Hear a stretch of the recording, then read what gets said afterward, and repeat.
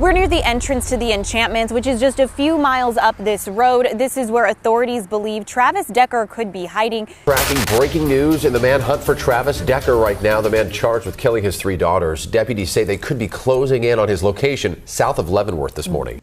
Deputies want anyone in the area of Ingalls Creek to secure their homes and vehicles, stay alert, and report any suspicious activity. Just 2 weeks before Father's Day, on June 2nd, 2025, the serene quiet of Rock Island Campground in Leavenworth, Washington, a place known for its peaceful trails and alpine beauty, was shattered. There, an unimaginable discovery came to light, an act so profoundly disturbing, so utterly appalling, that law enforcement officials struggled to describe it, calling it one of the most horrifying crimes in recent memory. In this video, we will delve into the cold, hard facts of this recent case, examine the devastating aftermath, and track the ongoing search for the man believed to be responsible. But beyond the facts, one haunting question echoes in the minds of all who follow this chilling saga. What unthinkable motive could lie behind this monstrous act? Let's dive in.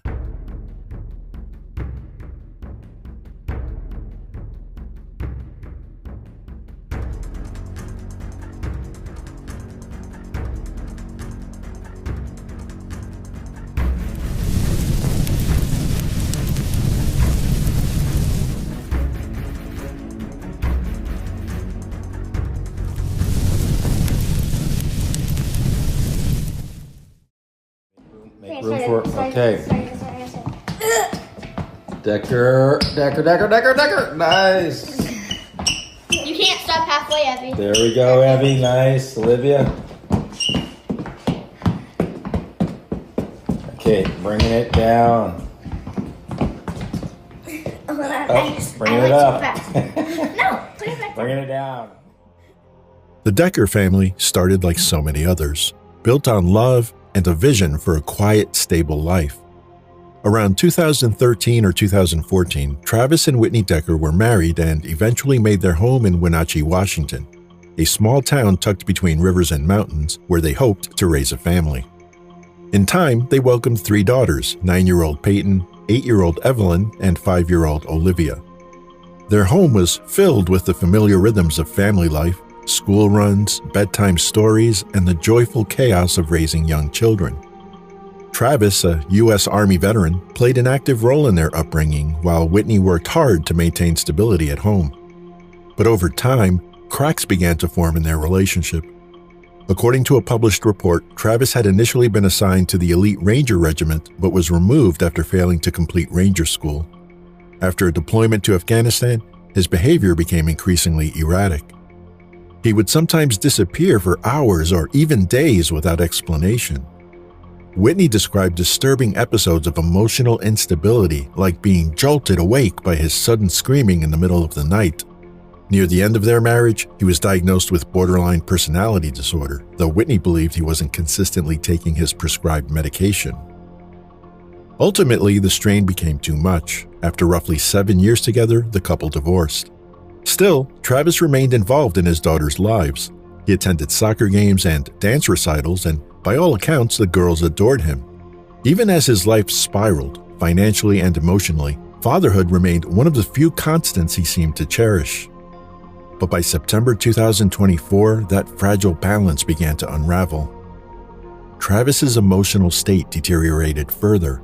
He was falling behind on child support by more than $20,000, had lost stable housing, and faced disciplinary action from the Washington National Guard for missing drills.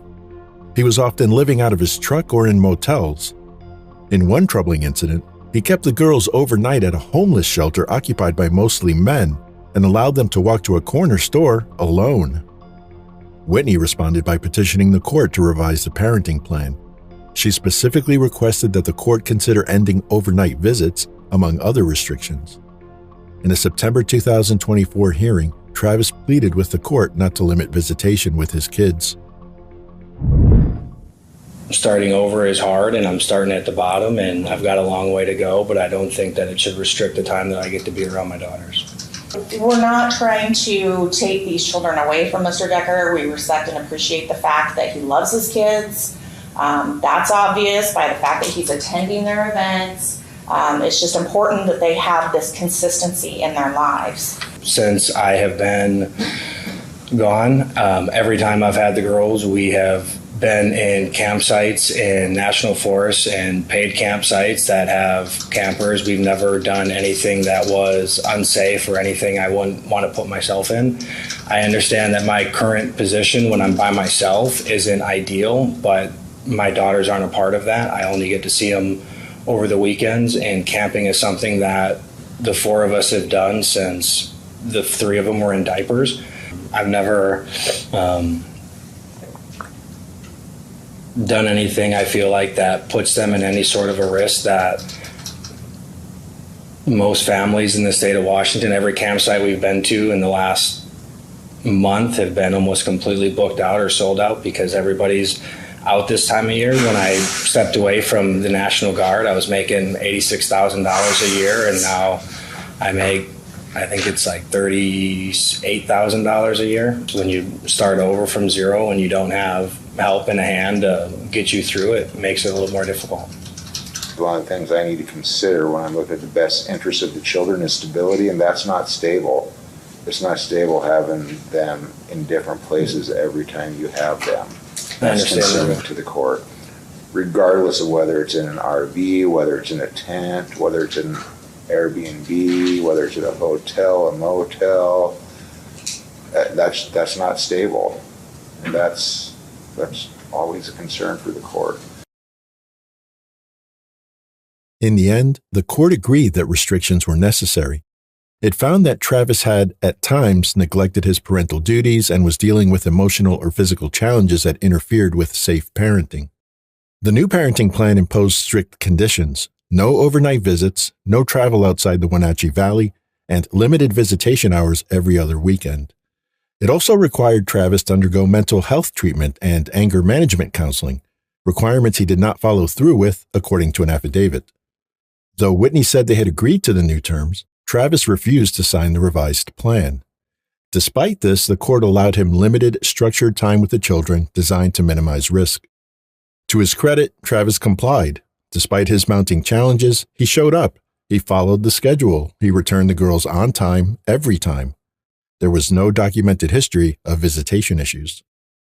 So when Friday, May 30th, 2025 arrived and Travis collected his daughters for his usual scheduled visit, nothing seemed out of the ordinary.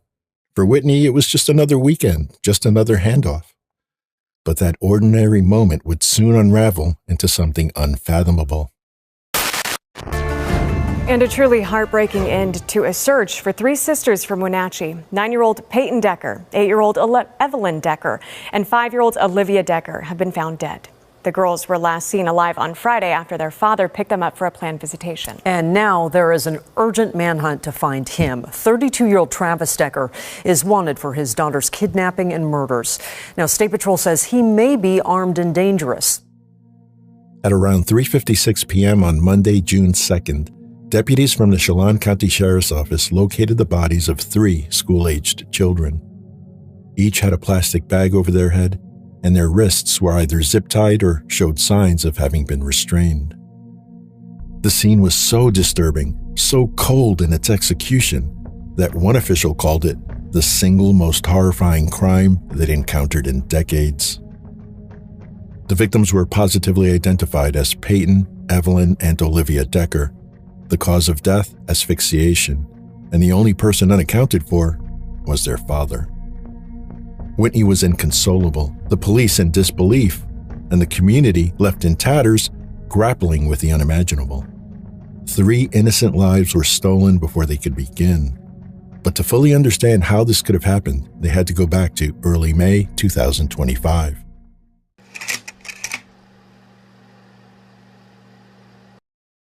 About 1 month before the murders, Travis Decker made a sudden and telling decision. He cut off his daily counseling calls with a pastor in Georgia. These were not brief check-ins. Some of the conversations lasted hours, and then silence. Shortly after, his behavior took a turn.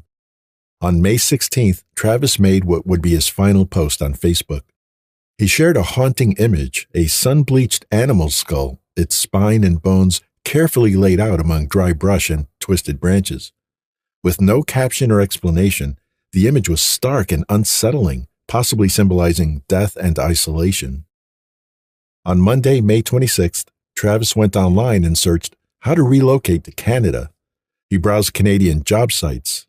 This wasn't random. It looked like a man planning an exit.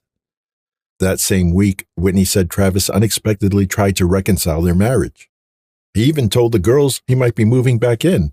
But when Whitney turned down his advances, something changed. His mood darkened. Then came Friday, May 30th.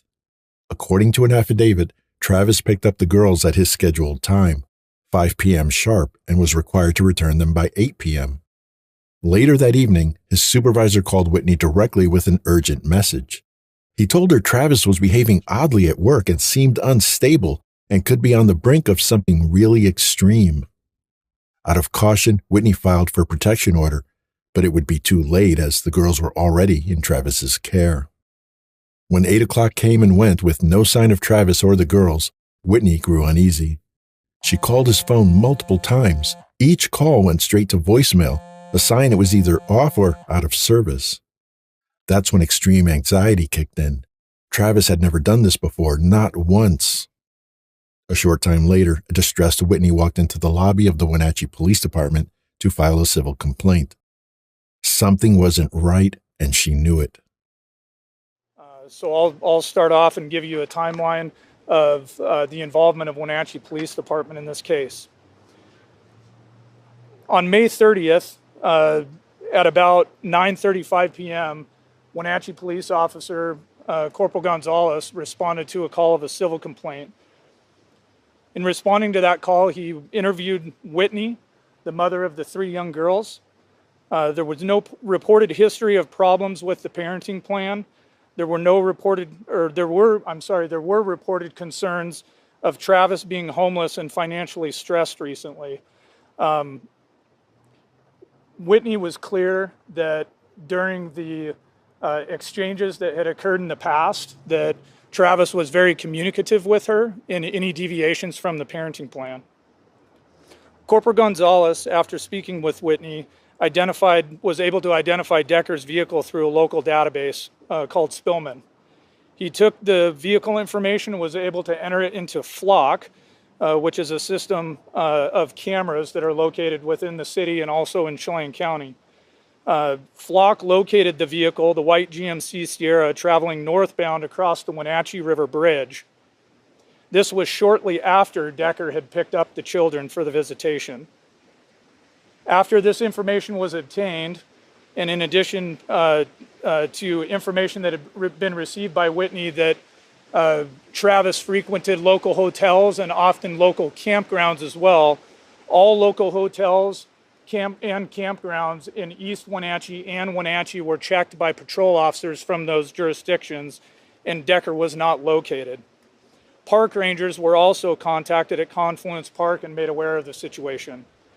An attempt to locate was then sent out by Corporal Gonzalez to all regional agencies containing Decker's information along with the vehicle information.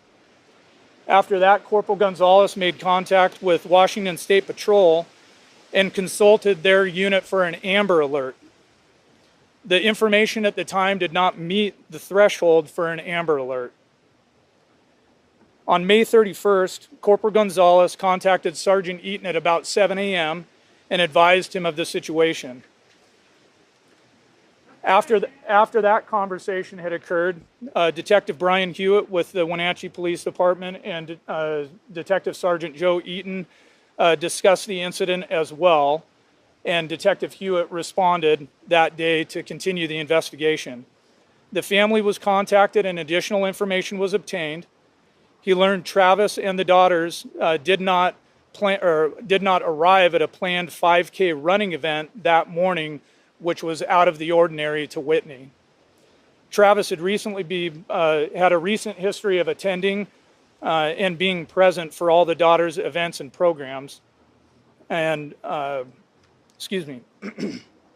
At that point, Detective Hewitt started to reach out to some of his contacts at the state and federal levels as well. He enlisted the assistance of the FBI and with assistance from the FBI, phone location data was obtained for Thursday through Friday, plotting locations in and around Leavenworth. Detective Hewitt then, with that information, went to Leavenworth and started focusing on the areas of Chumstick and Icicle Road, and did not have any success in locating Travis or his vehicle or the girls. Throughout that day, Detective Hewitt had multiple contacts again with WSP, or Washington State Patrol, and continued to provide updates and request an Amber Alert, which still the information that he provided and had obtained did not meet the threshold for the Amber Alert to be activated. However, an Endangered and Missing Person Alert, an EMPA, was activated by the Washington State Patrol at approximately 4 o'clock p.m. I want to explain a little bit that the Endangered and Missing Person Alert does generate a flyer that goes out to all the contacts through that State Patrol Missing and Endangered Person Unit, so that goes statewide. As well, the information for the alert is posted on the reader boards that I'm sure everybody's familiar with on the state highways around Washington, and those were activated here locally on the major ingress and egress highways such as Highway 2 and I-90. Also, on May 31st, Detective Hewitt had developed and communicated probable cause for custodial interference first degree, 3 counts of custodial interference first degree, and began assembling the paperwork to obtain those warrants. The following day, on June 1st, Detective Hewitt conducted additional follow-up and completed his initial report and request for the arrest warrants for custodial interference, which were granted and later entered into the system. The following day, which was Monday, the WPD Detective Unit met to devise a plan for the day on follow-up and submitting necessary paperwork for the warrant to ensure that had all gone through. WSP was contacted again, referenced the Amber Alert, yet we still didn't meet the criteria. The EMPA was deemed to be the best fitting alert, and one of the things that I want to share with everybody about that EMPA, because it is a, I'll say, level below or degree below the Amber Alert, it actually comes with an expiration time. And we were able to work with WSP because we did actually reach our expiration for that alert, and it, by policy, was supposed to have been pulled down. But through good communication, good cooperation, and the relationship that we've built with Washington State Patrol over a long period of time, they agreed to leave that up. And we also enlisted the cooperation of the Department of Transportation as well, who has some input and does actually help WSP run those reader boards as well. So we were able to get that cooperation. And so I want to emphasize that WSP was very good to work with, as was DOT, and we had that information up and available to the public for as long as possible, extending past what the policy said it should have been up there for. Also on Monday, CCSO detectives were contacted and assisted. We communicated with them and developed a plan for CCSO detectives to check the areas of Chumstick and Icicle Road as well. Myself, Sergeant Eaton, and Detective Hewitt, shortly after coordinating with CCSO units, contacted the family and requested a meeting at the Wenatchee Police Department with the family and family representatives at approximately 10 a.m. The primary intent of the meeting was to provide an update to the family and answer any questions that they had about the ongoing investigation. The meeting was very positive and focused on maintaining good communication flowing back and forth both directions to maximize the exchange of information. At about 3:47 p.m., a CCSO deputy located the vehicle up the Icicle near the Rock Island campground.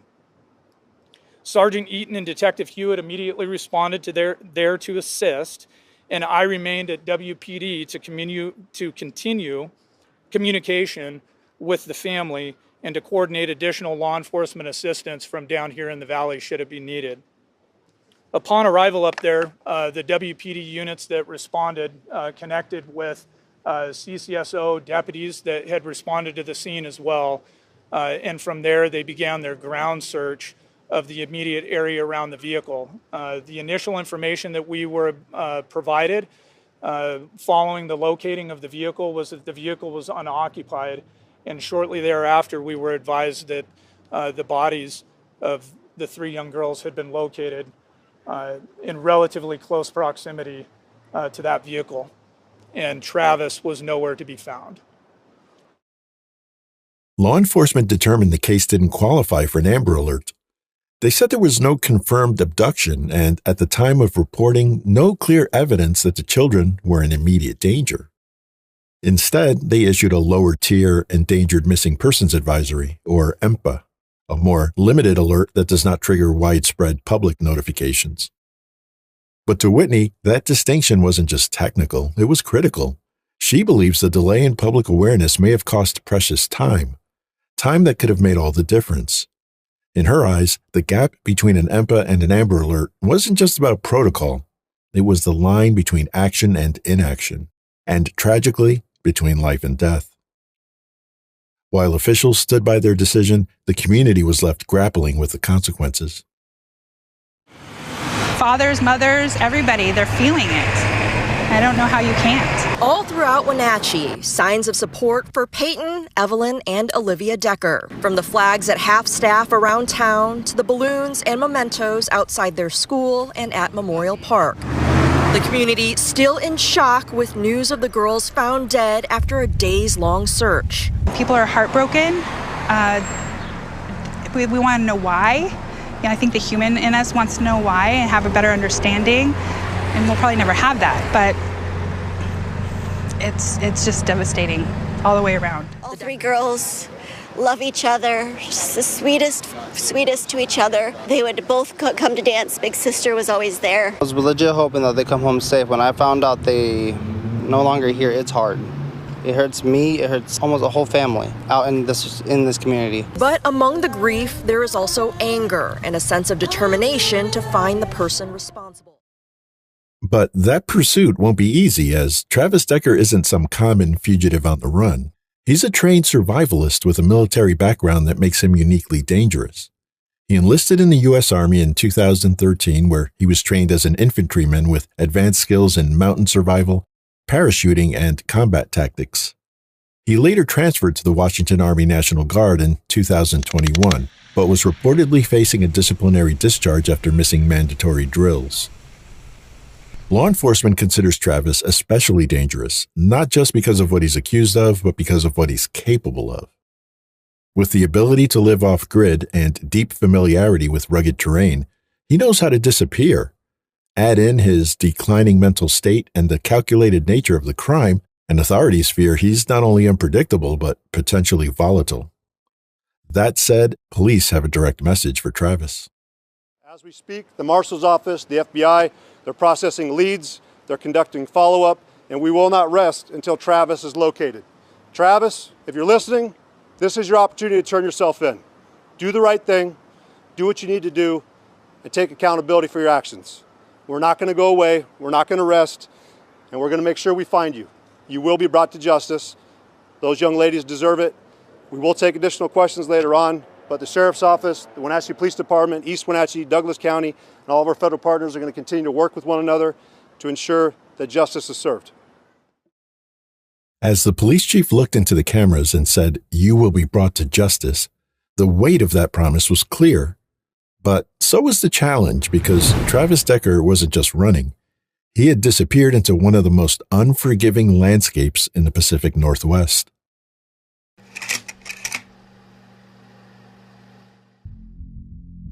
If you're not familiar with this part of Washington state, let me break it down for you, because the location itself is a key character in this story.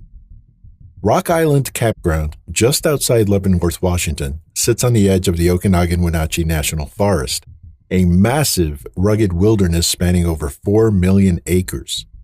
It's a place where postcard beauty quickly gives way to isolation, steep ravines, dense forests, and terrain that challenges technology like drones and helicopters. It's even tough on search dogs. Above it lies the Enchantments, an elite backcountry hiking region with granite peaks and turquoise alpine lakes.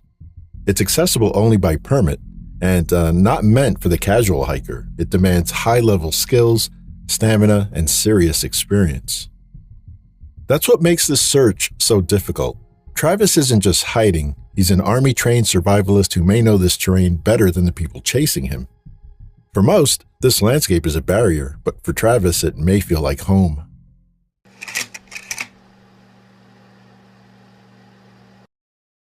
The search for Travis Decker began on June 2, 2025, after his daughter's bodies were found near Rock Island Campground, and his abandoned truck, marked with bloody adult handprints, was discovered nearby. Authorities immediately launched a manhunt, issuing an attempt to locate alert and labeling him armed and dangerous. The operation quickly escalated, drawing in state, local, and federal agencies, including the FBI and U.S. Marshals, with helicopters deployed and a $20,000 reward offered. By June 8th, it became a federally led search, with new forensic evidence and doorbell footage released to the public showing his last known appearance. Authorities believe Travis may be heading toward Canada and is likely hiding in the dense wilderness around Blewett Pass. As for how he escaped, experts believe Decker likely hiked nearly 20 miles from Rock Creek Campground, where his daughter's bodies were found, up Windy Pass, past Stewart Lake to Kolchuk Lake, then dropped 4,000 feet into Ingalls Creek. It's a route with over 7,000 feet of elevation gain and dangerous conditions. There's no trails in there, so it's all fully cross country. A lot of it's like third, fourth class rocks, steep trees, steep heather. And there's up in that area, there's still snow above 6,000 feet. All we need is one mistake and one day to go in our favor, and he's going to be in our custody. And we want to bring him to justice. We want to set up the opportunity for him to stand in front of our courts and our judges and face justice and hear the voices of Peyton, Evelyn, and Olivia, whose lives were senselessly taken by evil. As of the time and date of this upload, despite an intensive multi-agency manhunt that has stretched for weeks, Travis remains a fugitive. Authorities believe they may have spotted Travis near Kolchuk Lake in the Enchantments, one of the most remote and rugged areas of Washington's backcountry. A helicopter team reportedly caught sight of a lone man off trail, and canine units later picked up tracks leading toward the Ingalls Creek trailhead. Days later, investigators recovered items believed to belong to Travis near Blewett Pass, confirming he may still be in the area. Search teams now describe him as surrounded, warning that while he remains armed and dangerous, his options are quickly narrowing. A $20,000 reward for information leading to his arrest remains active.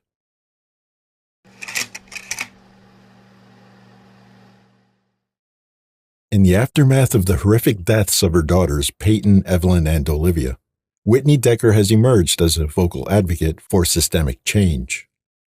She believes that a number of institutional failures played a role in their loss. With the help of her attorney, Ariana Cozart, she has been pushing for reforms. Travis was never violent with the girls. He had some mental health issues. Decker's ex-wife, through her attorney, now speaking out, saying Decker struggled with PTSD after serving in Afghanistan and had reached out to the VA for help. She feels like the system really let Travis down.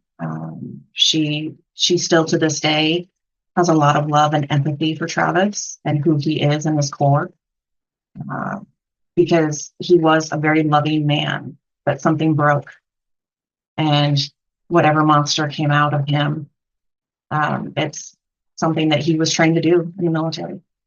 And our government really should provide those resources. Decker's ex-wife is also pushing for changes to the Amber Alert system. Police say that this case did not meet the criteria because there was no evidence of an abduction. The Wenatchee community has rallied around Whitney, offering support through vigils, memorials, and a GoFundMe campaign. A candlelight vigil held at Memorial Park drew hundreds of attendees, including friends, neighbors, and classmates of the Decker sisters.